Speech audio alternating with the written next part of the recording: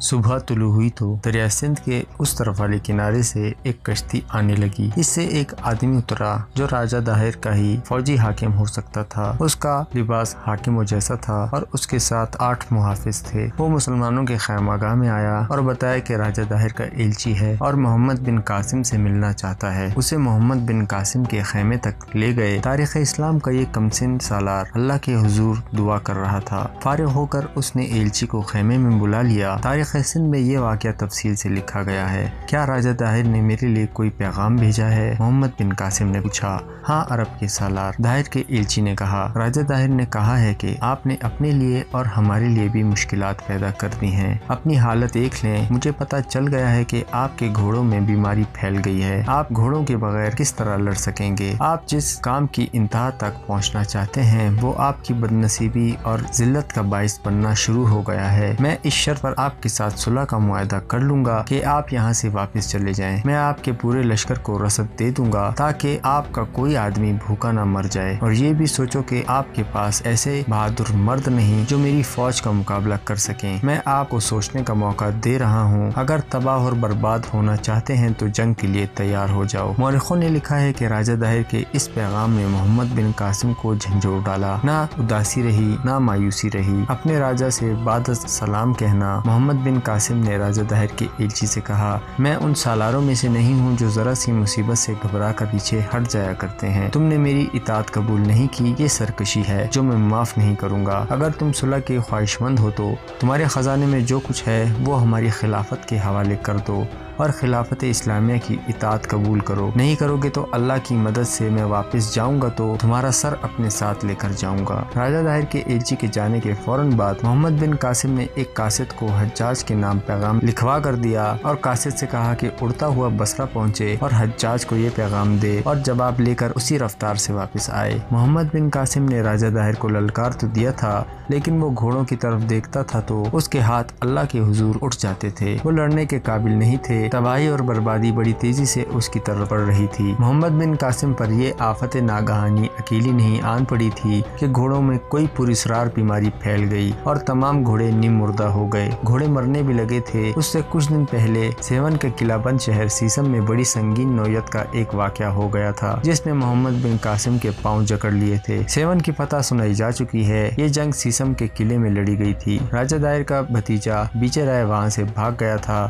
لیکن وہ اسی علاقے میں گھومتا پھرتا رہا اور پھر بڑی جلدی پتہ چل گیا کہ وہ محمد بن قاسم کے خلاف سیون کے لوگوں کو بغاوت کے لیے تیار کر رہا ہے۔ محمد بن قاسم نے ایک نائب سالار عبد المالک کو کچھ نفری دے کر باغیوں کی سرکوبی کے لیے بھیجا تھا، جس نے تھوڑے ہی وقت میں باغیوں کو کچل ڈالا اور بیجے رائے بھی ایک جھڑپ میں مارا گیا۔ اس کے بعد محمد بن قاسم تھوڑی سی نفری سیسم میں چھوڑ کر نہرون چلا گیا اور اب وہ ارواڑ سے کچھ دور خیمہ زن تھا۔ اس دوران سیسم کے قلعے میں امن و امان رہا۔ جو ہندو اور بدھ وہاں سے بھاگ گئے تھے وہ بھی مسلمانوں کے اچھے سلوک اور فیاضی کو دیکھ کر واپس آ گئے۔ شہر کے مسافات میں رہنے والے لوگوں کو پتہ چلا کہ مسلمانوں کی حکومت ہر کسی کو انصاف اور حقوق دیتی ہے اور لوگوں کی عزت اور آبرو کی بھی حفاظت کی ذمہ دار ہوتی ہے، تو باہر کے کئی خاندان شہر میں منتقل ہو گئے۔ اس طرح اس شہر کی آبادی بڑھ گئی۔ محمد بن قاسم کے مقرر کیے ہوئے حاکم اعمال اور فوجی نہ دیکھ سکے کہ باہر سے آنے والے زیادہ تر لوگ ہندو ہیں۔ مسلمانوں نے بدھوں اور ہندوؤں کو مذہبی آزادی دے رکھی تھی، اس لیے ان کے مندروں میں رونق رہتی تھی۔ یہ بھی کسی نے نہ سوچا کہ ہندوؤں کے بڑے مندر میں رات کو بھی ہندو عبادت میں مصروف رہتے تھے۔ اس شہر میں تاجروں کے قافلے تو آتے ہی رہتے تھے، لیکن اب قافلے پہلے سے زیادہ آنے لگے۔ ایک ایک قافلہ 40 سے 50 اونٹوں تک کا ہوتا تھا۔ ان کے مال کے خریدار زیادہ تر ہندو ہوتے تھے۔ یہ کسی نے نہ دیکھا کہ ایک قافلے کے ساتھ جتنے آدمی آتے تھے اتنے واپس نہیں جاتے تھے۔ مال کی خریداری اس طرح ہوتی رہتی تھی کہ کپڑا بوریوں میں بند ہوتا تھا،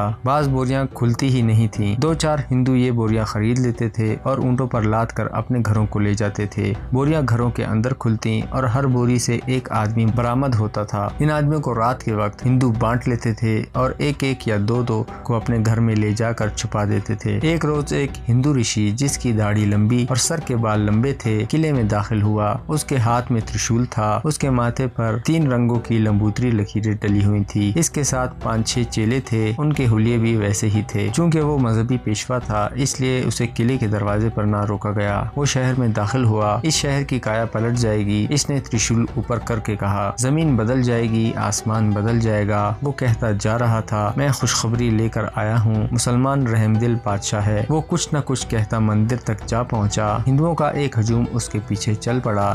رشی مندر کے اندر چلا گیا۔ پنڈتوں نے لوگوں سے کہا کہ رشی مہاراج بڑا لمبا سفر پیدل طے کر آئے ہیں، انہیں آرام کی ضرورت ہے، یہ کل صبح سب کو درشن دیں گے۔ وہ رات سیسم قلعے کی ایک پراسرار رات تھی۔ قلعے کے دروازے بند تھے۔ سنتری بے فکری سے برجوں پر بیٹھے تھے اور ذرا سی دیر کے لیے باہر نکلتے اور ادھر ادھر دیکھ کر پھر برجی میں جا کر بیٹھ جاتے۔ انہیں کوئی خطرہ نظر نہیں آ رہا تھا۔ سیون پر مسلمانوں کا قبضہ تھا، بغاوت دبائی جا چکی تھی اور باغیوں کا سردار وجے رائے مارا جا چکا تھا۔ شہر پر قبرستان جیسا سکوت طاری تھا۔ لوگ گھروں میں گہری نیند سو رہے تھے۔ اس خاموشی اور اس سکوت میں ایک طوفان انگڑائیاں لے رہا تھا۔ اس طوفان نے سیسم کی خاموش راتوں میں پرورش پائی تھی اور اب یہ سب کچھ اپنے ساتھ اڑا اور بہا لے جانے کے لیے تیار ہو چکا تھا۔ اور اس طوفان نے ہندوؤں کے مندر سے اٹھنا تھا۔ اس رات مندر کے ایک خاص کمرے میں 10-12 آدمی بیٹھے تھے۔ ان میں ایک تو اس مندر کا بڑا پنڈت تھا، دوسرا وہ رشی تھا جو اسی روز شہر میں داخل ہوا تھا، لیکن مندر میں اس کا حلیہ کچھ اور تھا۔ اس کی داڑھی اتنی لمبی نہیں تھی، نہ اس کے بال لمبے تھے، اس کے ماتھے پر لکیریں بھی نہیں تھیں، اس کے چہرے کا رنگ بدلا ہوا تھا۔ وہ رشی نہیں تھا، کسی پہلو مذہبی پیشوا نہیں دکھتا تھا۔ وہ سیون کے ایک حصے کا حاکم چند رام تھا۔ اس کے ساتھ 5-6 آدمی تھے جو شہر میں اس کے ساتھ اس کے چیلوں کے بہرو میں داخل ہوئے تھے۔ یہ سیون کے ٹھاکر تھے جو چند رام کے ساتھ ایک بہت بڑی سازش کی تکمیل کے لیے آئے تھے۔ شام گہری ہوتے ہی ایک ایک دو ہندو مندر میں آنا شروع ہو گئے۔ ان کی تعداد 40-50 کے درمیان تھی اور یہ راجہ داہر کے فوج کے منتخب جنگجو تھے۔ یہ سب تاجروں کے قافلوں کے ساتھ تاجروں کے ملازم، محافظ یا شتربان بن کر آئے تھے اور یہیں رہ گئے تھے۔ انہوں نے وقت مقرر کر رکھا تھا۔ مقامی ہندوؤں کے گھروں میں باہر کے جو ہندو چھپے ہوئے تھے وہ ایک ایک کر کے گھروں سے نکلے اور دبے پاؤں چھپتے چھپاتے مندر تک جا پہنچے۔ یہ بھی داہر کے فوج کے آدمی تھے۔ مسلمان حاکم اطمینان کی نیند سوئے ہوئے تھے۔ انہیں یقین تھا کہ شہر میں امن و امان ہے اور اگر امن و امان تباہ ہوا تو باہر کے حملے سے تباہ ہوگا۔ ان کے ذہن میں یہ خدشہ تو آیا ہی نہیں تھا کہ شہر کے اندر بھی تباہی اٹھ سکتی ہے۔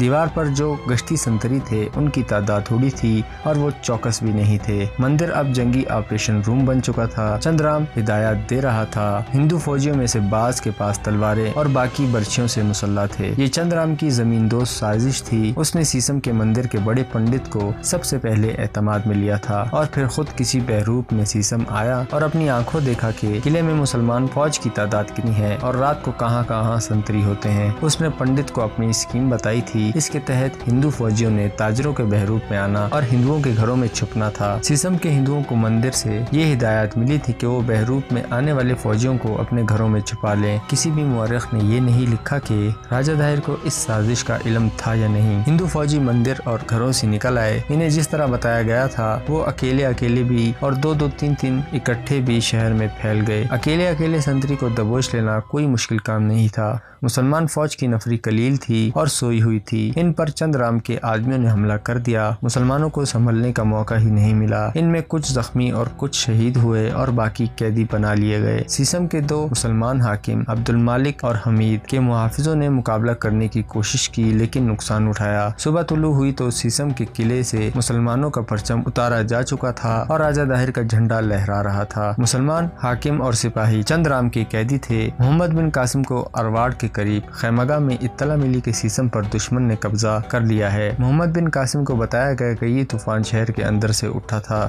محمد بن قاسم نے ایک تجربہ کار سالار محمد بن مصعب کو 1000 سوار اور 2000 پیادے دے کر کہا کہ وہ کہیں رکے بغیر سیسم پہنچے اور قلعے پر قبضہ کرنے کی کوشش کرے۔ خدا کی قسم، ابن مصعب محمد بن قاسم نے کہا، میں یہ نہیں سنوں گا کہ تم نے باغیوں کو بخش دیا ہے اور تم یہ بھی جانتے ہو کہ تمہیں کتنی جلدی واپس آنا ہے۔ حالات سے تم واقف ہو۔ ابن قاسم محمد بن مصعب نے کہا، اللہ کے فضل و کرم سے اچھی خبر سنو گے۔ 1000 سوار اور 2000 پیادے بہت تیز چلتے 2 روز بعد سیسم پہنچ گئے اور قلعے کو محاصرے میں لے لیا۔ چند رام محمد نے اعلان کرایا، قلعے سے باہر آ جاؤ ورنہ آتشی تیروں سے ہم شہر کو آگ لگا دیں گے اور تم میں سے کسی کو زندہ نہیں چھوڑیں گے۔ ہندوؤں نے دیواروں کے اوپر سے تیر برسائے لیکن ان کی نفری تھوڑی تھی۔ اس کے علاوہ شہر کے لوگوں نے چند رام کے ساتھ تعاون نہ کیا۔ شہر کا کوئی ایک بھی آدمی ان کے ساتھ نہیں تھا۔ مورخوں مورخوں کی تحریروں کے مطابق وہ ہندو بھی ان کے ساتھ نہیں تھے جنہوں نے ہندو فوجیوں کو اپنے گھروں میں چھپا لیا تھا۔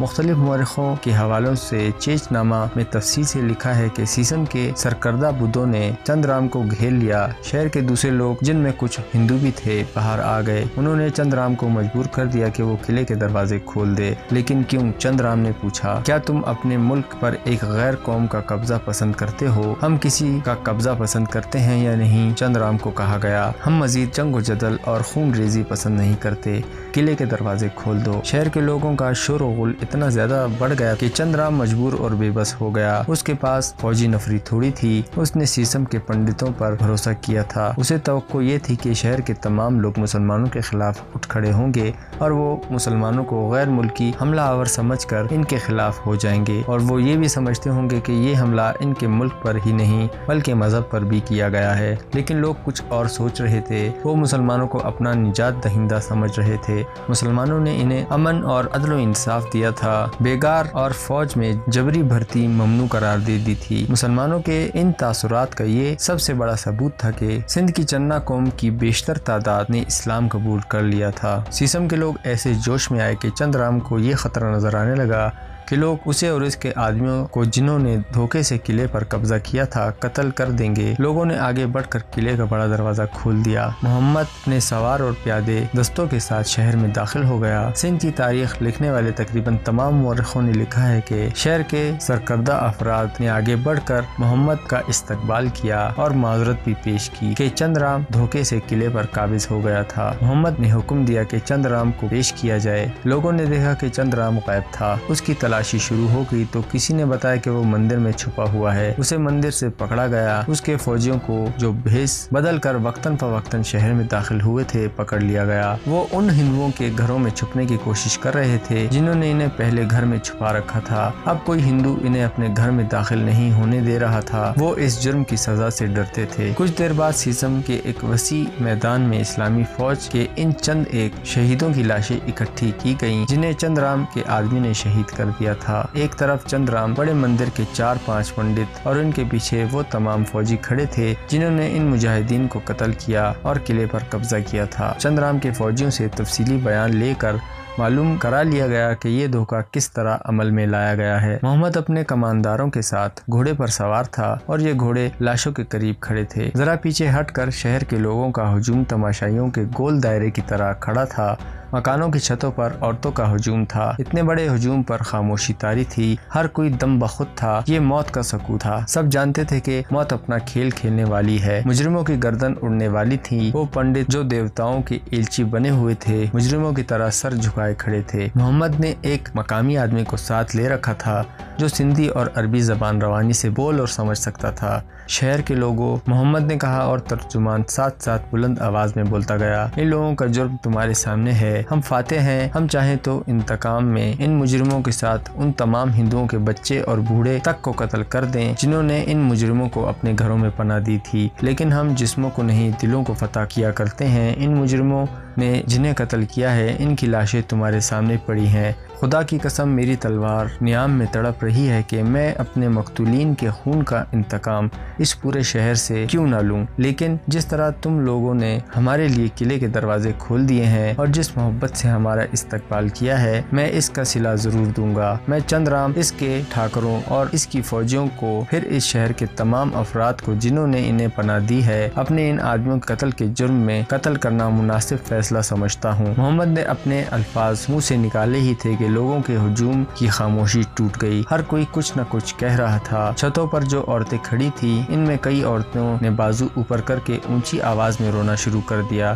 یہ وہ عورتیں تھیں جن کے گھروں میں چند رام نے اپنے آدمیوں کو چھپایا تھا۔ جو فیصلہ ہونا چاہیے تھا وہ میں نے سنا دیا ہے، لیکن میں شہر کے لوگوں کو یہ صلاح دیتا ہوں کہ تم فیصلہ کرو کہ ان قاتلوں اور دھوکے بازوں کے ساتھ کیا سلوک ہو۔ محمد کہہ رہا تھا، میں چند رام، اس کے ٹھاکر ٹھاکروں اور مندر کے بڑے پنڈت کی جان بخشی نہیں کروں گا، باقی جو ہیں ان کا فیصلہ تم کرو۔ شہر کے 2-3 سرکردہ آدمی محمد کے سامنے آ کر کھڑے ہو گئے۔ اے سالار عرب، ایک آدمی نے کہا، ہم آپ کے مشکور ہیں کہ آپ نے فیصلہ ہمارے ہاتھوں میں دے دیا ہے۔ ہم عرض کرتے ہیں کہ قتل کے جرم میں انہیں قتل کیا جائے جنہوں نے یہ جرم کیا ہے۔ پنڈت مہاراج کو لوگ مذہبی پیشوا سمجھتے ہیں، اس لیے اس کی ہر بات مانتے ہیں۔ چند رام نے لوگوں کو اپنے فوجیوں سے ڈرا کر اپنے آدمیوں کو لوگوں کے گھروں میں چھپایا تھا۔ اس کے ساتھ پنڈت نے ان لوگوں کو مذہب کے نام پر بھڑکایا تھا۔ اگر آپ ہمارا فیصلہ قبول کریں تو قتل ان چند ایک آدمیوں کو ہونا چاہیے جنہوں نے یہ جرم کیا ہے۔ محمد نے سیسم کے حاکم عبد المالک اور حمید کی طرف دیکھا جو پاس ہی کھڑے تھے۔ دونوں نے تائید میں سر ہلایا۔ اس کے فوراً بعد چند رام، مندر کے 3 پنڈتوں، باہر سے آئے ہوئے ٹھاکروں اور شہر کے 2-3 سرکردہ ہندوؤں کی لاشیں شہیدوں کی لاشوں کے قریب تڑپ کر ٹھنڈی ہو گئی تھی۔ ان کی گردنیں تن سے جدا کر دی گئی تھی۔ تاریخوں میں ایک اور چیز آئی ہے جو اس طرح بیان کی گئی ہے کہ محمد نے سیسم سے ایک قاصد محمد بن قاسم کی طرف یہ پیغام دے کر بھیجا کہ سیسم کے حالات معمول پر آ گئے ہیں اور مجرموں کو سزا دے دی گئی ہے۔ محمد بن قاسم پریشانی کے عالم میں اس خبر کا انتظار بڑی بے صبری سے کر رہا تھا۔ یہ خوشخبری ملتے ہی اس نے اسی قاصد کے ہاتھ پیغام کا جواب دیا۔ جواب کچھ اس طرح تھا، محمد بن قاسم سالار عربی کی طرف سے محمد کے نام، خداوند تعالیٰ سے مجھے یہی امید تھی کہ اس کی ذات باری ہماری دعائیں اور عبادتیں قبول کر لیں گی۔ تم نے وہ کامیابی حاصل کر لی ہے جس کا تم نے ذمہ لیا تھا۔ اب وہاں کے اعمال میں صرف ان مقامی آدمیوں کو رہنے دو جو وہاں کے شمنیوں کی نظر میں قابل اعتماد ہو۔ ہندوؤں پر کبھی بھروسہ نہ کرنا۔ میرا یہ پیغام عبد المالک اور حمید کے لیے بھی ہے۔ اب میں تم سے اور اپنے دونوں حاکموں سے یہی توقع رکھتا ہوں کہ ایک اور کامیابی حاصل کرو۔ تم جب تک واپس آؤ گے تمہارے ساتھ مقامی لوگوں کی کم از کم 4000 ایسی نفری ہونی چاہیے جو جنگجو ہو اور ہمارے مجاہدین کی طرح جرات والے ہوں۔ وہاں کے شمنی سرداروں اور سرکردہ آدمیوں کی ضمانتیں لے کر ان آدمیوں کو فوج میں لے لینا۔ مورخ لکھتے ہیں کہ محمد جب سیسم سے محمد بن قاسم کے پاس واپس آیا تو اس کے ساتھ اپنے دستے کے علاوہ 4000 مقامی آدمیوں کی فوج تھی۔ یہ پتہ نہیں چلتا کہ یہ کس قوم کے آدمی تھے۔ لازمی طور پر ان میں چنا قوم کے آدمی تھے جنہوں نے اسلام قبول کیا تھا۔